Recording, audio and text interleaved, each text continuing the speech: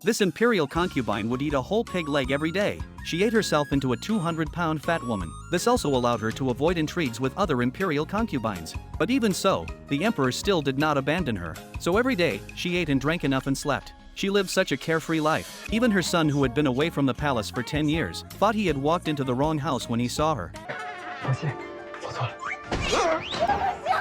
His son never thought that his once thin mother would become so fat. Although she did not want to fight with the concubines in the harem, she had an outstanding son. His son was made the king of Jin at an early age. On the emperor's birthday, the princes and concubines gathered together. The queen specially presented the emperor with white jade as a gift, and all she thought about was the food at the banquet. She seemed to have completely forgotten that today was the emperor's birthday. The prince asked his royal chef to prepare a lot of delicacies for his father to taste, but the king of Jin had long been fed up with the prince. He deliberately mentioned to the emperor that many people were not full. The father's birthday should be celebrated by the people. The food should be shared with the people. Hearing what her son said, the mother could only reluctantly put the bowl back. The emperor always praised frugal. He agreed with the words of the king of Jin. Seeing the king of Jin targeting his son, the queen felt sorry for the prince. She had never taken the imperial concubine and the king of Jin seriously. She had never expected the king of Jin to continue targeting his son. She had to clear the obstacles for the prince. Since she came back today, she had been immersed in the joy of mother-son reunion.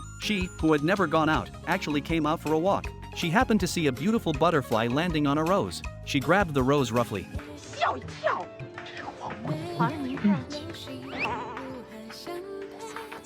The queen happened to catch this scene. The queen had been thinking about the last banquet. She was still grudge against the mother and son. She started to complain to the emperor. The imperial concubine was deliberately provoking her. She broke the flowers I planted in front of so many people. She insisted on asking the emperor to punish the imperial concubine. She even said sarcastically, "Should I give her the 2 phoenix hairpins on my head as well?" The emperor on the side also signaled her with his eyes to admit her fault to the queen. She didn't expect that she misunderstood. She thought of her father's instructions before she entered the palace. She had to listen to the emperor and the queen in everything. Only in this way could she save her life in the palace. She didn't want to disappoint their kindness. She directly pulled out the 2 phoenix hairpins on the queen's head.